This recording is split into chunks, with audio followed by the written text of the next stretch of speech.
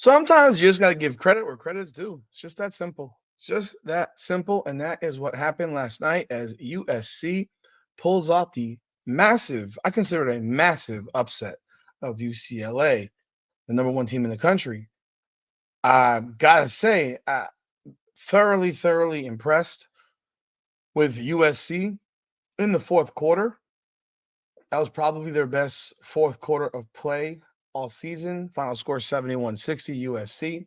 Outscored UCLA 24-8 in the fourth.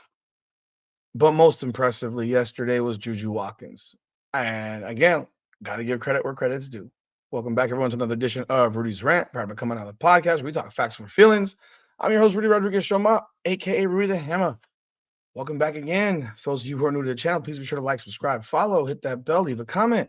And for those of you who have been here before, I greatly appreciate you. Please like the video, leave a comment, share the video, and all that good stuff. I appreciate everybody who's here. Let's talk about this game. And also, thank you to all of you who were on live with me last night. I will do it again next week. And I'll set up a day. I want to make it, pretty much want to make it every Tuesday. I think that's the easiest way to do it, to keep it consistent. Tuesday, 9 p.m. So that's what I plan on doing, along with the every month, first Tuesday of the month for members live at 9 p.m. So let's talk about this game. USC jumps out early, playing well. Juju Watkins balling, hitting threes left and right. Her best game in, I mean, real talk, her best game all season. Her best game all season. You could throw all the other games away. This was her best game all season. First quarter, she lit it up. She was on fire. I think at halftime, she had 25. She finished with 38 points, 11 rebounds, and honestly, a ridiculous 8 blocks. Do I think a few of those blocks were fouls? Yeah, but she was in everything USC did yesterday. In everything. She carried them. USC shot 33.3%. They were horrendous. If Juju Watkins had not played the way she played, they would have gotten blown out of their building. They led 38-35 at the half and fell behind by 7, 45-38 in a blink to start the second half. UCLA seemed to finally figure out what to do to beat USC. And then at some point, for some reason, that stopped. And it wasn't, it was just the game was weird. You know, especially the second half was really weird. The last 4 minutes of the second quarter, UCLA was down at 1 point, 14 points in the second quarter. They come back, they tie the game, they fall behind by 3 going into the break. But you could see the momentum shift. You could see it happening. Lauren Betts was dominating in the post. Kiki Iriafen was largely non-existent. Raya Marshall, foul trouble. You know, bringing up Clarice Akunwafu, foul trouble herself. She's utterly useless on offense. But something switched. And while that switch happened, UCLA's offense just stopped operating. It was like, it was almost inexplicable. They shot horrendously as well. UCLA was 20 and 57, 35.1%. This was not a good game. Competitive, not good. And if people don't understand that, allow me to explain. If you shoot 33.3%, you don't win. If you shoot 35.1%, you don't win. If you shoot 15.4% from 3, you don't win. That was the difference right there. USC was 44.4% from 3. It was Juju Watkins. She was 6 of 9. At one point, she was 6 of 7. That's the ball game. Also, 8 of 10 from the line, 21 of 25 from the free throw line. And UCLA started missing free throws. Kiki Rice missed 4 free throws in the fourth quarter. They ended up going 18 of 25. Betts was 8 of 9. Lauren Betts goes for 18 points, 13 rebounds, but she shot 5 of 13. She became very, very predictable. The offense was very predictable. Gabriela Jaquez did literally nothing. Angelica Dugalich did nothing. They got very little, and they got 13 points off the bench, but 10 of them came from Janiyah Barker. Kiki Rice had 15. London Jones had 7. London Jones was charged a lot with guarding Juju Watkins, but London Jones is 5'4". Like, that's not exactly a great matchup for somebody. Although I will say, I thought she did a pretty decent job in the second and third quarters against Juju Watkins, especially late in the second to through most of the third. But what I also saw from UCLA was a complete stoppage in play. I saw a UCLA coach who, God almighty, this woman, what is even her name? Let's see what her name is. Corey Close. Holy Lord. Folks, I'm telling you right now, Corey Close reminded me of Christy Sides. She reminded me of Christy Sides. I'm watching a game that's just getting away from UCLA. They're up 45-38. Let's see if it got worse than that. No, 45-38. Game is 52-47 going into the break. They led by 7. That was their largest lead. You get to the fourth quarter, and I swear to God, for 3 minutes, both teams were just bricklaying left and right. UCLA's offense was just congested. They were starting possessions. First, they're starting possessions way too far out, but then their actions started way too close to the rim.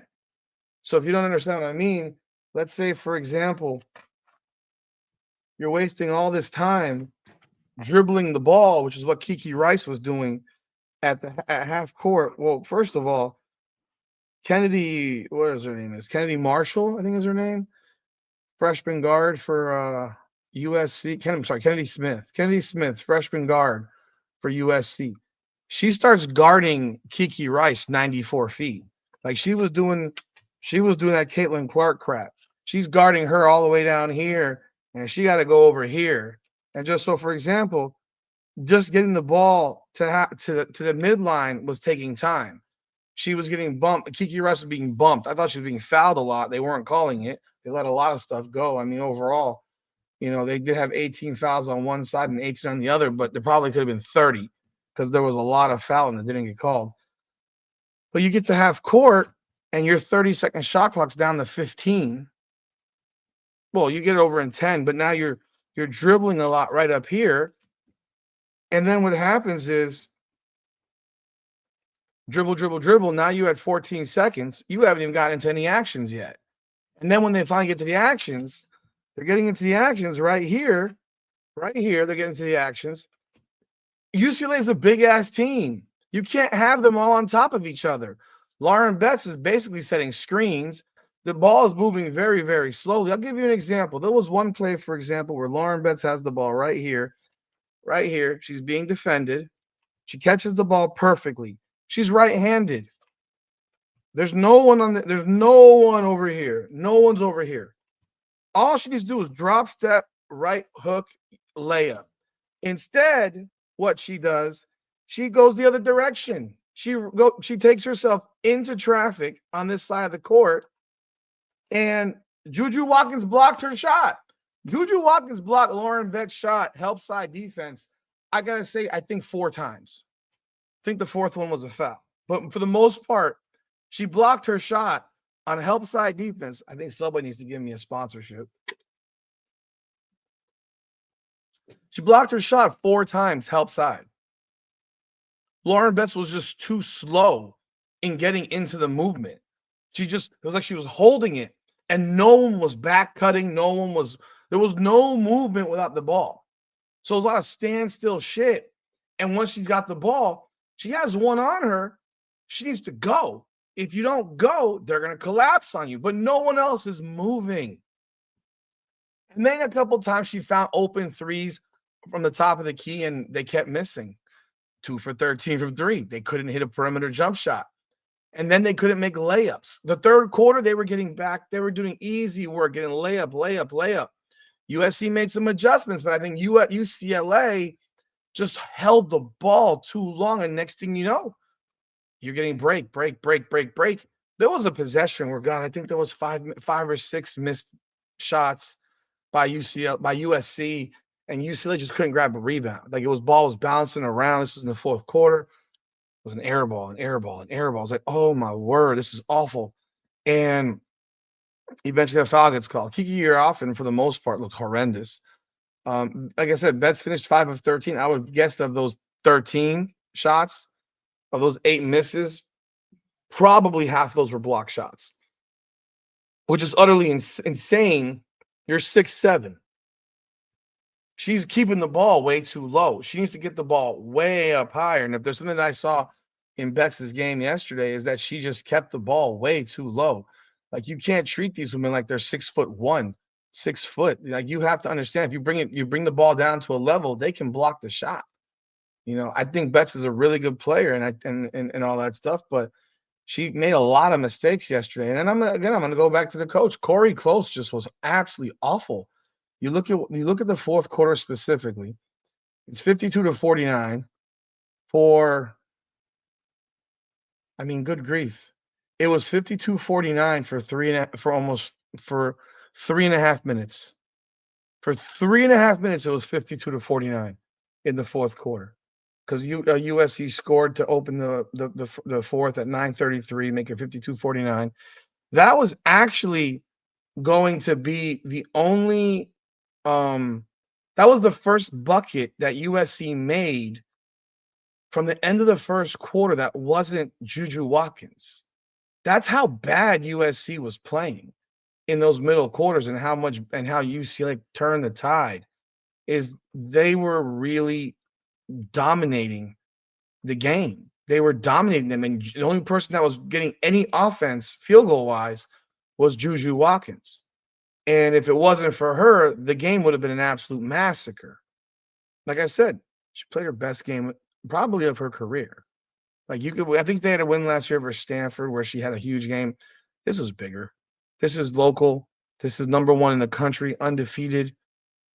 This was the biggest game of her life. And although she still doesn't smile and still looks like she's having a horrible, miserable time playing basketball, like, she's at the free throw line shooting free throws, and her eyes look like this. I swear it looks like she's falling asleep, like she just smoked a bong or something like that, and she's trying to take like she's in between naps. It's just the oddest thing to me. Like, she doesn't bring a whole lot of what I would call energy to the floor, but maybe she does for them. I don't know. She doesn't have that to her, and I'm looking for that. But she makes it 52-51, and then she hits another. There was a play where I thought she clearly traveled, and they didn't call it a travel. Like I said, I think she got away with some things. The calls were starting to really skew one direction in the fourth. But your team did not score a point for 4 minutes, and you took 4 minutes to call a timeout. And it was really a TV timeout situation. And then you took out Lauren Betts at 5:58 in a 1-point game. And when you put her back in, you were down 55-53. So it really wasn't huge, but there was, again, another lengthy stretch of nothing. So from 55-58, you went from 55-58 when it was 53-52 USC. You scored 1 point while Lauren Betts was sitting on the bench over the next 2 minutes. You scored 1 point. 1 point. Why are you pulling her out of the game at this point? Why would you pull her out at that point? So it doesn't make a lot of sense to me. They tie the game up again, 55. They get a couple free throws. Rice misses once, and now they're only up by 1. USC hits a 3. And then you just start seeing UCLA fall apart. Like, their offense, their fourth quarter offense was horrendous. And then I'm looking at here, I'm looking at going again. They're running the game away, and UCLA does not call a fucking timeout. Not a timeout. Okay. Remember when the last timeout was called? 53-52 with about 6 minutes to go. They didn't call a timeout until the game was 71-58 with 31 seconds left. That's a Christy Sides reminder to me. And you're just watching this get away, and you're the coach, and she just looks completely out of her element. She looked completely like she had no idea what she was doing. Corey Close looked like she didn't have a fucking clue. She looked like she didn't have a clue. And she's been the head coach at UCLA since 2011. But this is the first really, I mean, she's had good teams. This is an elite team. You can't blow this. Like, there's only one option here at the end of this season. It's a national championship. If you don't win a national championship, you failed. You absolutely failed. And you can't lose. I mean, look, you can lose. You're going to play them in like 2 weeks again, but you cannot have games end that. Like, you fell apart. And I think UCLA fell apart largely because of their coach. They made a lot of mistakes. They did. Juju Watkins, yeah, she got calls. And I'm going to keep saying that because I watched the game. I watched things happen where I'm like, man, she's really getting these. The calls are really going her way, but she's also playing really well. She scored 38 of their 71 points. She was their offense. And for the first 3 quarters, she was basically all they had because no one else hit a bucket. Like I said, end of the first quarter to beginning of the fourth, Juju Watkins was the only person with a field goal. That's insanity. And they're only down, and they were only down 5. I mean, it's nothing short of a miracle. So when they finally started hitting some shots besides her, now you have a ball game. Now it's a different story. Now it's 24-8 in the fourth. You got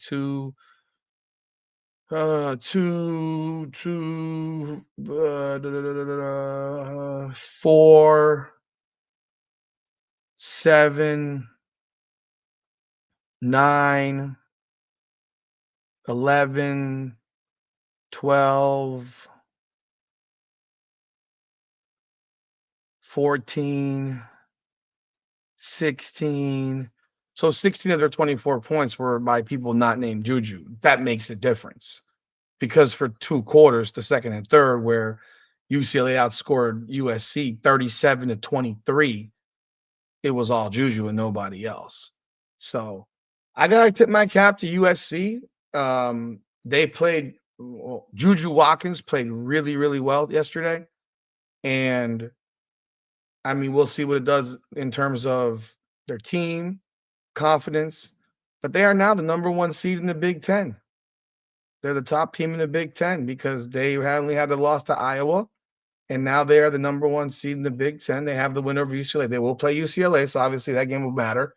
The winner of that game will be the Big Ten number 1 seed in the Big Ten tournament. But yeah, that's a humongous win for USC, a humongous performance by Juju Watkins. All you can do is give credit, tip your cap, and say, that's what people want to see, man. That's what people want to see. That's what folks are expecting from you. Keep doing it. That's all there is to it. That's all I got. Let me know your thoughts in the comments. Did you see the game? What were your thoughts? Love to hear what you got to say. Leave a comment, like the video, subscribe, all that good stuff. Appreciate y'all. Come on now.